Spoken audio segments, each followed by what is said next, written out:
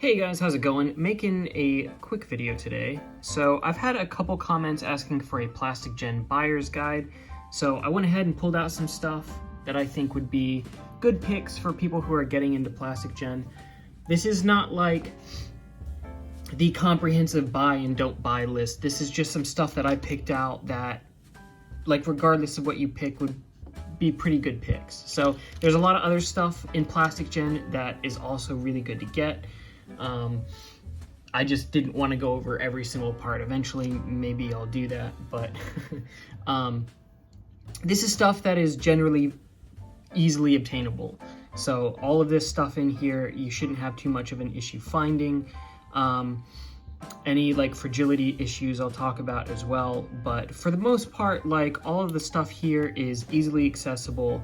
They've got good parts and you can make some interesting combos with them, but stuff outside of this you can pick up and it can be good. And yeah, I just want to make that clear. Like, there isn't really any engine gear stuff in here. That's because that stuff tends to be a little bit more expensive, but there's a lot of cool engine gear stuff that's good.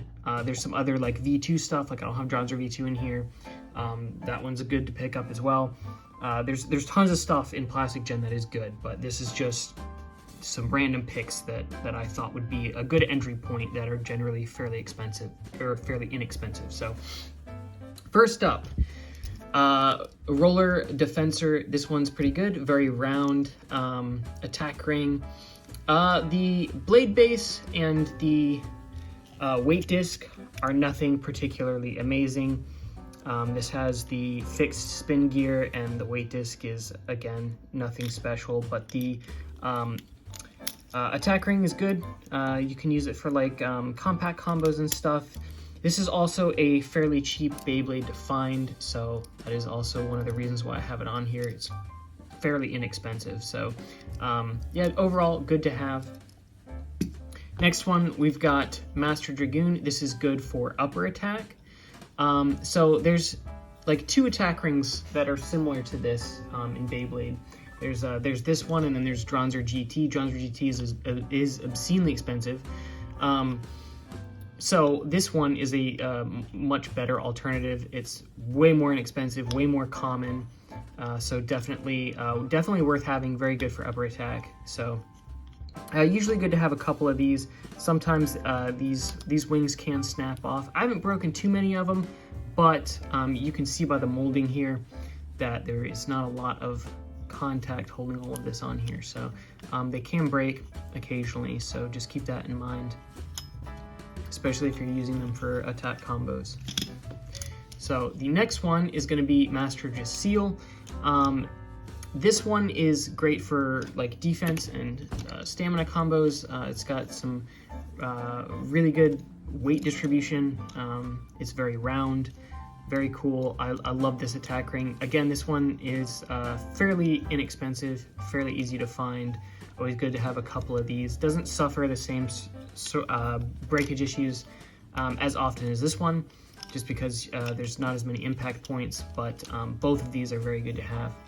So next we've got Bearing Stinger. So Bearing Stinger isn't like a must-have. It does have a palm tip, a palm bearing tip. This one is kind of interesting. The attack ring is fragile, kind of useless, but if you're just looking for something extra to get that you can get pretty inexpensively, this one's a good one. So this is not technically a fixed spin gear, but it is not compatible with the later removable spin gear system. So this one's pretty cool. It normally comes with one bearing and one palm tip, but if you have an extra bearing, you can run double bearing on this. And again, the tip is palm, which is awesome, low friction. So this blade base in general is pretty good to have. You can also swap this palm tip and shaft into the Wolborg 1 casing. That way you have a few more options. So yeah, this one's not super expensive, good to have. The attack ring though is fragile. So this is one of the earlier Beyblades. All right, moving on to another bearing tip. This is Wolborg 1. There's also Woolwork 2, which has a rubber free spinning tip, or bearing tip rather. So this one's good to have. Same sort of setup as Bearing Stinger, except this one has the more modern spin gear system. So not a palm tip though, but yeah, this one's pretty cool. This one you can only run one bearing in, unlike the Bearing Stinger. So if you want to go in left spin, this can be a good option, because the Bearing Stinger like casing won't allow you to go into left spin because of the way it's designed or whatever. But you get double bearing on that versus this one where you only have a single bearing. So, but you can swap that palm tip in here if you want. So pretty cool. Woolborg's definitely good to have. I have like 5 of them. Next we've got Seaborg 1. Seaborg 1 is pretty versatile. If you're gonna get these, I would avoid getting the normal blue color. I'd get one of the recolors or the transparent blue. This color, for whatever reason, has a tendency to become brittle over time. So I have broken one of these, but if you can get a recolor, I would go with that over this color. So, and again, Seaborg 1's very common, very easy to find. The recolors as well. So this comes with a rubber sharp, which is pretty cool for defense setups. But you can also, let's see, let me get something to stick in here. You can invert the tip. So you can just take the tip and invert it, and you've got a fairly aggressive rubber flat. So, and again, this one is pretty inexpensive, so definitely worth having, just because that blade base, that tip is like super versatile. So you could potentially try to use Seaborg as an attack option, but again, if you're using this color, it's probably going to shatter.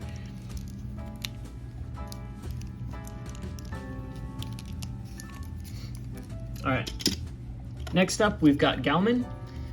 This is part of the White Tigers team. Good to have. It's got a free spinning sub-attack ring. As you can see in this setup, it's very round. So overall, good to have for like stamina builds and like defense builds and stuff like that. So Galman's a good one. Along with that, we've got Galleon. This is one of my favorites just from the anime in general, and overall it's pretty good. War Lion, which is the main attack ring, is very good to have. And there's a lot of sub-attack rings in Plastic Gen, so you can swap around these. Like you can put the Galman sub-attack ring on Galleon, and vice versa. So both of these are very good to have. Generally pretty expensive. I think there's a BBA Galleon that you can get like new in box for like 20 bucks on eBay. Galleon also generally fairly inexpensive. Next we've got Dragoon S.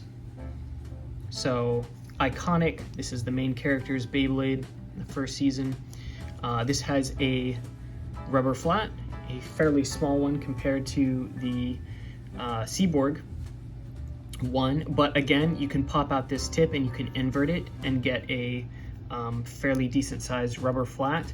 And the profile on this blade base is quite a bit lower than Seaborg, so you've got some good height variation there. It's always good to have probably both of these, honestly, for the blade bases.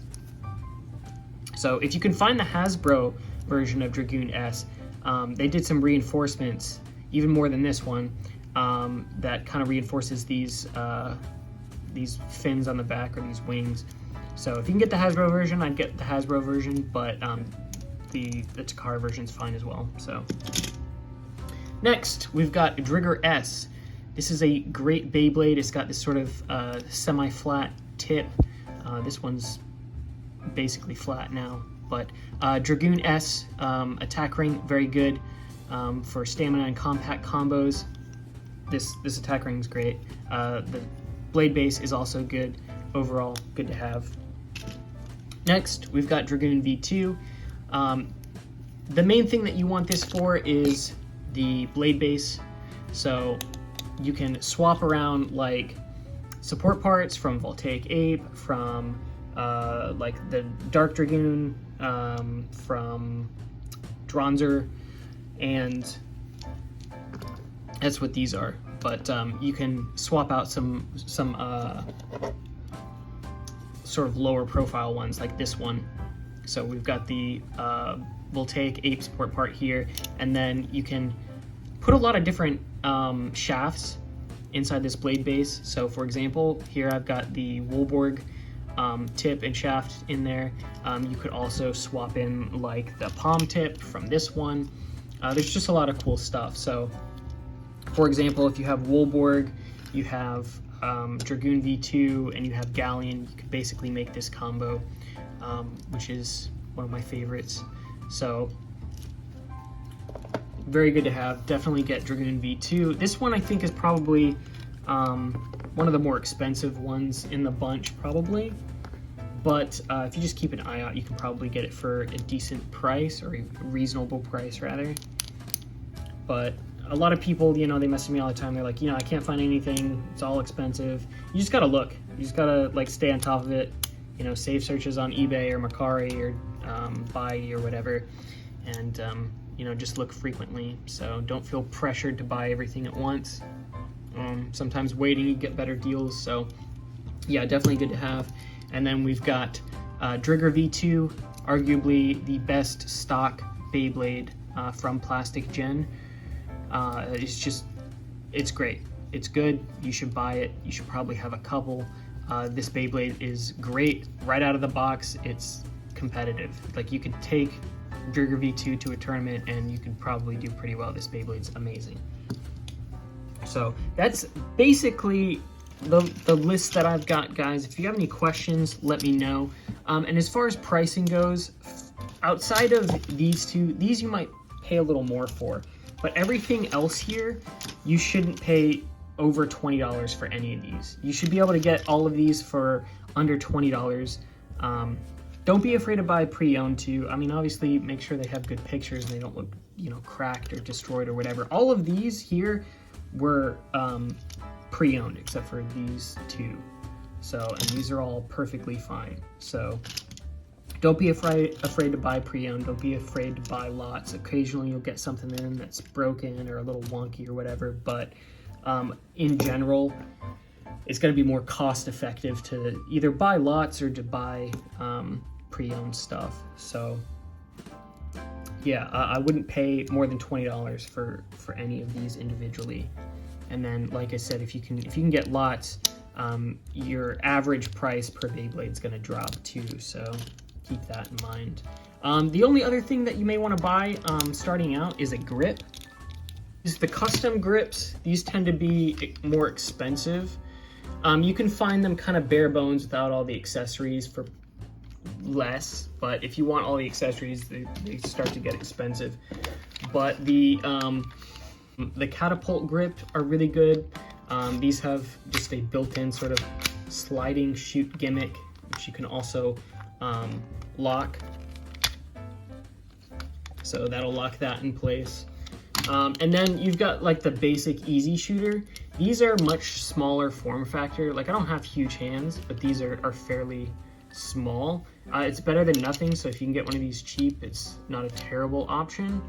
But the later stuff is like much larger in size, way more ergonomic, if you don't have child hands. So I think that's about it, guys. If you have any questions, let me know. Drop a comment. If there's a specific Beyblade that you want to know about, if you want to know if it's worth picking up or not, yeah, drop a comment and I will let you know.